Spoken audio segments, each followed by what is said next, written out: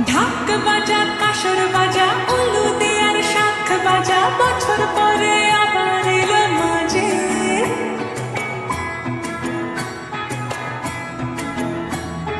পুজো পুজো